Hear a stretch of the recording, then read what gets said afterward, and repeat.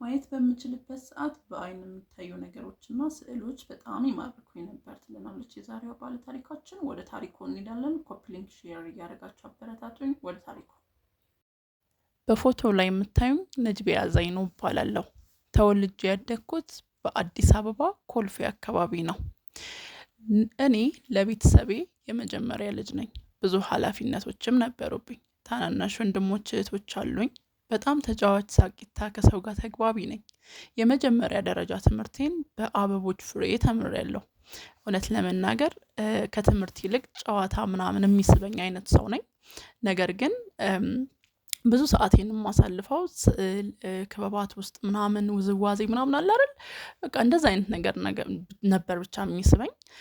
ከዛ ሚኒስትሪ አሪፍ ውጤት አመጣሁኝ። ያው እንዳልኳችሁ በትምህርቴ ቀልዳለሁ፣ ግን ጎበዝ የምባል አይነት ተማሪ ነበርኩኝ። ከዛ ከ9 እስከ 10 አዲስ ከተማ ግን ያልተማረ የአዲስ አበባ ልጅ ነው ብላችሁስ ብቻ እዛ ገባሁኝ። 10ኛ ክፍል ማለፍን አልፈለኩም። ድራፍቲንግ መማር ፈልጌ በቃ ዱአ እያረኩኝ ነበረ። የሚገርማችሁ በቃ በጣም ዱአ እያረኩ ነበር 10ኛ ክፍል እንዳላልፍ ማለት ነው። እንደውም አባድር ኮተቤ አካባቢ ምናምን በጣም እየጠያየኩኝ ነበር። ከዛ ብቻ ያው አላህ የወሰነው ሆነ። 10ኛ ክፍል ተንጠልጥዬም ቢሆን አለፍኩኝ። 11 እና 12ም እዛው ነው የቀጠልኩት አዲስ ከተማ። ያው 12ኛ ክፍል አለፍኩኝ። ባሪፍ ውጤት አለፍኩኝ። በመቀጠል አዲስ አበባ ዩኒቨርሲቲ ጆይን አደረግኩኝ 5 ኪሎ እና እዛኔ ደግሞ የሚገርማችሁ እንትን አልነበረም። አሁን እንደ በፍላጎታችን አልነበረም። ዲፓርትመንት የምንመርጠው በእጣ ነው።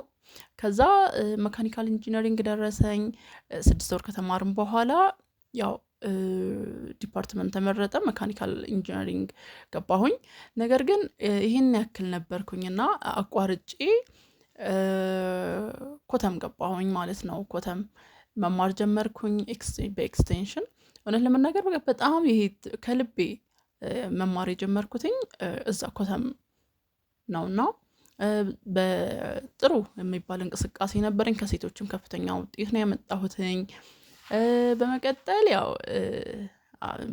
ጥሩ ሪሰርች ነበር የሰራነው ከጓደኞቼ ጋር። እዛው አፕላይ አድርጌ ሆሳና አካባቢ ተመድቤ ሄድኩኝ። እንግዲህ እዚህ ጋር ነው የህይወቴ አቅጣጫ ሊቀየር የቻለው ማለት ነው። ሆሳና እየሰራሁኝ በነበረበት ሰዓት የስኳር ታማሚ ሆንኩኝ ማለት ነው። የስኳር ታማሚ ከዛ ቀስ በቀስ ደግሞ የስኳር መድኃኒቱን በጀመርኩ በ6 ወር አንድ አይኔ ህመም ነገር ይጀምረኛል። ከዛ ወደ አዲስ አበባ ተደናግጬ መጥቼ የግል ሆስፒታሎች ብዙ አይነት ማለት ነው፣ አሁን ስማቸውን መጥቀስ የማልፈልጋቸው ሆስፒታሎች ተመላለስኩኝ። በመጨረሻም ያው አንድ አይኔን በህክምና ስተታጣሁኝ። ህንድ ድረስ ሄጄ ታክሜ ብቻ ወደ 2 ዓመት አካባቢ በህክምና ቆይቻለሁ። በመጨረሻም ያው ሙሉ በሙሉ አይነ ስውር ሆንኩኝ ማለት ነው። አልহামዱሊላህ ያው የህይወቴ መንገድ ተቀየረ ሙሉ በሙሉ። በመቀጠል ወደ አይነ ስውርነቱ ከመጣሁኝ በኋላ 5 ኪሎ ገብቼ በአንድ አመት ውስጥ ብሬልን፣ አማርኛ፣ እንግሊዘኛ መጻፍ ጀመርኩኝ። በጣም ቻሌንጂንግ ነበር መንገዱን ለብቼ መራመድ ምናምን፣ በቃ የምረግጠውን መሬት እስካለማመን ማለት ነው። በመቀጠል 2016 አዲስ አበባ ዩኒቨርሲቲ ጆይን አድርጌ ማስተርሴን ተምሬያለሁ በከፍተኛ ውጤት በስፔሻል ኒድስ ኤንድ ኢንክሉሲቭ ኤዱኬሽን ተመርቄያለሁ። አልহামዱሊላህ ያው ህይወት ወዴት አቅጣጫ እንደምትወስደን አናቅም። እኔ በህይወት ዘመኔ አይነ ስውር የሚባል አላቅም ማለት አያቸዋለሁ መንገድ ላይ ምናምን፣ ግን አንድም ቀን ስራዬ ብዬ አሻግሬያቸው አላቅም።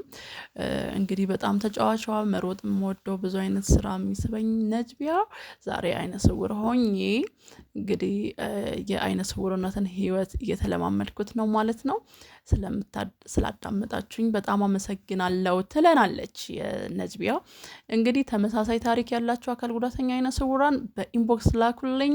ኮፒ ሊንክ ሼር እንዳይረሳ፣ አበረታቱኝ። ባይ